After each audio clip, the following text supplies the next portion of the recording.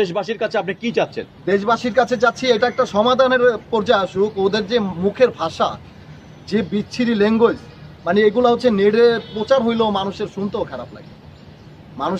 খারাপ লাগে, এই হিসাবেও কিন্তু মানে মানুষকে একটা ভোগান্তির মধ্যে কিন্তু ফালাই দিচ্ছে অলরেডি। প্রত্যেকটা দিন ইন্টারভিউ দিতেছে আপনার ওই যে ফেসবুক ইউটিউব কন্টেন্ট ক্রিয়েটর, তাদেরকে ডেকে প্রত্যেকটা দিন এরকম অপপ্রচার করতেছে। এটার বিরুদ্ধে আমি আইনগতভাবে সাহায্য চাচ্ছি, আমি আইন শৃঙ্খলা বাহিনীর কাছে, যে আমি কিন্তু ওদের নামে মানহানি মামলা করব যদি আমার বিষয়ে যে কোনো রকম যদি প্রুফ না দেখাইতে পারে। আমার কিন্তু এই মেয়ে কেলেঙ্কারি যেটা দিছে, বাচ্চা মেয়ের কথা, এইটা হচ্ছে ওরা বানায় দিছে, এবং আমার বিরুদ্ধে আর কোনো অভিযোগ নেই, আমার বিরুদ্ধে কোনো ক্লেম নেই, কোনো প্রুফ নেই। এই জন্য হচ্ছে শুধু মেয়ের কথা বলে আমাকে আটকে দিচ্ছে। আর না হয় কিন্তু আমি কিন্তু 2 মাস আগে কিন্তু ওনার সব অপকর্মগুলো আমি তুলে ধরছিলাম। এই একটা কারণে আজকে আমাকে ফাঁসাইছে ভাইয়া। এটা কি সত্য? হ্যাঁ, এটা সত্য। 2 মাস আগে আপনি দেখেন, ইউটিউবে সার্চ করে 2-1 মাস আগে। মানে কোন সত্যটা বলতেছেন? যে মেয়ের সাথে যে অপকর্মতা লিপ্ত, সেটা কি আপনি এই কাজটা করেছেন? নো, এটা আমি কেন করব? ও তো বাচ্চা মেয়ে। আমার ছোট ভাই হলো একদম ছোট, যেটা আমরা 3 ভাই, ওই ছোটটারও ছোট। তাহলে আমি ওই বাচ্চা মেয়ের সাথে। আপনি কি এর আগে বিয়ে করেছেন? আমি এর আগে বিয়ে করছিলাম, এটা ফ্যামিলিগতভাবে ওইটা লাভ ম্যারেজ ছিল আমার। আর ওই মেয়ের সাথে আমার ছাড়াছাড়ি হয়ে যায় 2 বছর হয়েছে। তারপর আর কোনো বিয়ে শাদী করিনি। তারপর আর বিয়ে শাদী করেন নাই? ডিভোর্স হয়ে যাওয়ার পর আর বিয়ে শাদী করিনি। এই যে ও হচ্ছে কাজের কথা বলে নিয়ে এইভাবে আটকে বিয়ে করে। এটা কতদিনের সম্পর্ক? কতদিন হয়েছে বিয়েটা? কোনটা? এটা? হ্যাঁ, এটা হচ্ছে এই যে 6 থেকে 7 মাস হবে। 7 মাসে? মানে বিয়ের কতদিন পর আপনি সেখান থেকে মানে মুক্তি চাওয়ার জন্য আপনি বেরিয়ে আসছেন? আমি প্রতিদিনই বেরিয়ে যেতাম, প্রতিদিন। ওই তখন আমি মেনেই নিতে পারতাম না যে সে আমার ওয়াইফ। কিভাবে মেনে নিব? তার 2টা বাচ্চা এত বড় বড়, আমার ভাইদের সমান। আমি এটা মাথায় ভাবলে না আমার কাছে আশ্চর্য লাগে যে আমি বাংলাদেশে এত মেয়েদের সাথে আমি শুটিং করলাম জীবনে, তাহলে এই মহিলা আমার বউ, ওয়াইফ, আমি আর কি বলবো ভাইয়া। আমার যে আন্টি আছে, ছোট আন্টি, এখন আমি ওটা বলতে চাই না, আমার আন্টির থেকেও বয়স বেশি।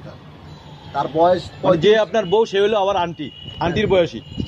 আপনি এটা বলতে চাচ্ছেন? হ্যাঁ, আন্টির বয়সী। কোন স্বপ্ন নিয়ে আপনি যে সাকিব খানের ডায়লগ দিয়ে বিভিন্ন সোশ্যাল মিডিয়ায় ভাইরাল হলেন?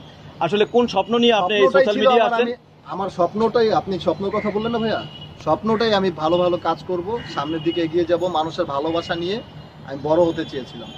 কিন্তু আমি ভালোবাসা মানুষের পাবো তো দূরের কথা, মানুষের চোখে আমাকে একটা হেও করে দিয়েছে মানুষের চোখে। আমি যেন মানুষের চোখের দিকে না তাকিয়ে কথা বলতে পারি, এমন একটা জায়গায় কোপ দিয়েছে।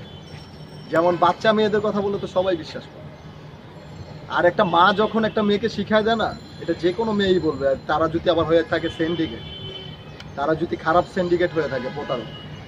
আমরা একটু আপনার মুখ থেকে সাকিব খানের যে ডায়লগটা দিয়ে আপনি শুরুটা করলেন, যে ডায়লগ দিয়ে আপনি সোশ্যাল মিডিয়ায় ভাইরাল হলেন, সবচেয়ে জনপ্রিয়তা পেলেন, আমরা সেই ডায়লগটা একটু শুনতে চাই।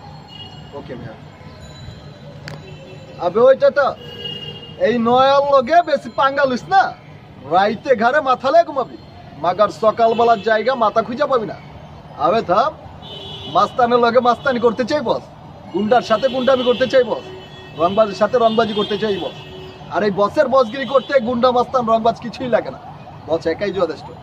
বসের লগে পাঙ্গা আর জমের সাথে পাঞ্জা, সেম টু সেম। ভদ্র মহিলা, ভদ্র মহোদয়গণ, আসসালামু আলাইকুম। এতক্ষণ আমি চাঁদে ছিলাম, এই উনি আমার চাঁদের থেকে নামাই লইছে। চাঁদের দেশটা খুব সুন্দর, কোনো জ্যাম নেই, লোকসেনিং নেই, মশা নেই, মাছি নাই, পুলিশ নেই, অপরাধী নেই, কোনো টিভিও নেই, কোনো চাপাবাজিও নেই। যাবেন আমার লাগে চাঁদে?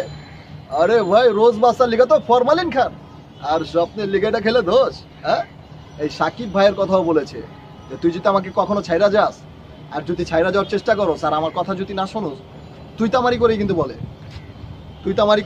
আমি রেকর্ডিংটা তো আপনাকে দিয়ে দিব, আপনি ভিডিওতে তো দেখবেই মানুষ। আর ও হচ্ছে আমাকে বলে যে সাকিব খান দেখোস না ইদানিং মাইয়া কেলেঙ্কারিতে ভাইরাল হইতাছে, তোর এটাও ভাইরাল করব, যাতে সাকিব নামে ছেলেদেরকে মানুষ ঘৃণা করে, এরকম একটা করছে। এটার জন্য প্রতিদিন আসে মিডিয়ার সামনে। ভাইয়া কেন আইন আদালত নেই? আইন আদালতে গিয়ে হচ্ছে কাজগুলা করতে পারে না আমি যদি খারাপ ছেলে হয়ে থাকি? এটা কেন মিডিয়ার সামনে প্রতিদিন বলা কি জানেন? একটা মানুষকে ছোট করা, এই আর কিছু না ভাইয়া। আর আমি যদি ভালো হয়ে থাকি, আমি মানুষের চোখে কখনোই ছোট হব না, মানুষ তো আগামীতেও দেখবে আমাকে। যে আমি ভালো না খারাপ। আর পিছনেও ঘেটে আসলে দেখতে পারবে যে আমি কাজের পিছনে ছুটছি সব সময়, কোনো খারাপ কাজে লিপ্ত হইনি, কোনো অশ্লীল ভিডিওতে লিপ্ত হইনি, পেমেন্ট বেশি লোভ করে আমি কোনো খারাপ কাজে লিপ্ত হইনি। আমরা একটু শুনতে চাই যে না, আপনার কাছে যে 12 লক্ষ টাকা সে জমি বিক্রি করে আপনাকে একটা গাড়ি কিনে দিল, একটা ক্যামেরা কিনে দিল, একটা মোবাইল কিনে দিল, এটা কতটা সত্য একটু শুনবো আপনার কাছ এটা থেকে। কতটা সত্য, এটা এই যে আমি একটা রেকর্ড দিচ্ছি, এই রেকর্ডেই হচ্ছে আপনারা শুনতে পাবেন।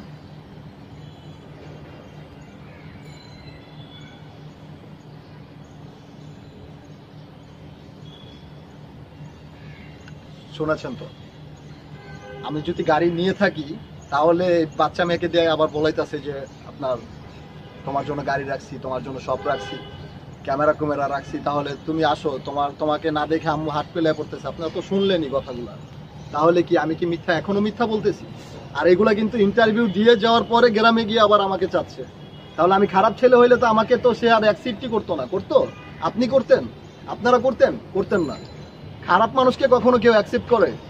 আবার মেয়েকে দিয়ে এই কথাটা এভাবে না, এভাবে বলে ভাই, আমি যদি তার মেয়ের সাথে খারাপ কাজ করে থাকি তাহলে আবার সে আমার সাথে থাকবে।